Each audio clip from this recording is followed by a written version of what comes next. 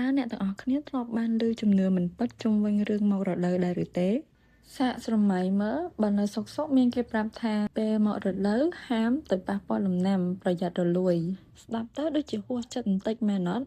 ប៉ុន្តែមនុស្សរាប់លានអ្នកជុំវិញពិភពលោកបានធំដឹងក្តីឡើងជាមួយនឹងជំនឿបែបនេះសួស្តីអ្នកទាំងអស់គ្នាថ្ងៃនេះខ្ញុំនឹងមកបង្ហាញនិងបកស្រាយពីជំនឿប្លែកៗដែលបន្តមានមកដល់សព្វថ្ងៃនេះទោះបីជាបច្ចុប្បន្ននេះយើងមានប្រភពព័ត៌មានយ៉ាងទូលំទូលាយក៏ដោយតែរឿងជំនឿបុរាណទាំងនេះ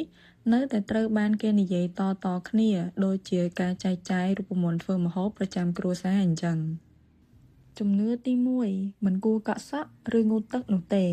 គេមានជំនឿតគ្នាថាការងូតទឹកឬកក់សក់អំឡុងពេលមករដូវនឹងធ្វើឲ្យឈាមរដូវលែងដើរធ្វើឲ្យចុកពោះខ្លាំងឬអាចធ្វើឲ្យធ្លាក់ខ្លួនឈឺតែម្ដងការពិតទៅជំនឿនេះមានតាំងពីសម័យដែលមិនទាន់មានប្រព័ន្ធទឹកស្អាតមកម្ល៉េះ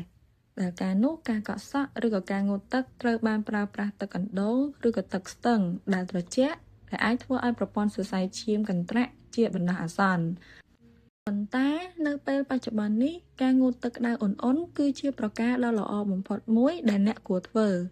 វាជួយសម្រាលសាច់ដុំអាងត្រគាកកាត់បន្ថយការឈឺចាប់និងធ្វើឲ្យអារម្មណ៍ស្រស់ថ្លា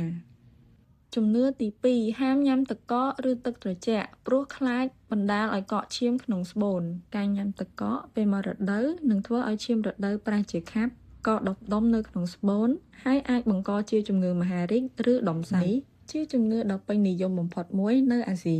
ប៉ុន្តែតាមការពិតទៅប្រព័ន្ធរំលាយអាហារដូចជាក្រពះពោះវៀនដែលទទួលទឹកកកនិងប្រព័ន្ធបន្តពូជស្បូនដែលបញ្ចេញឈាមរដូវគឺនៅដាច់ដោយឡែកពីគ្នាស្រឡះទឹកកកមិនអាចរត់ទៅប៉ះឬធ្វើឲ្យឈាមរដូវក្នុងស្បូនកកបានទេមូលហេតុដែលឈាមរដូវមកដុំគឺដោយសាររាងកាយបញ្ចេញសារធាតុប្រឆាំងការកកឈាមមិនទាន់ពេលឈាមមកច្រើនដែលវាជារឿងធម្មតានោះទេឃើញអត់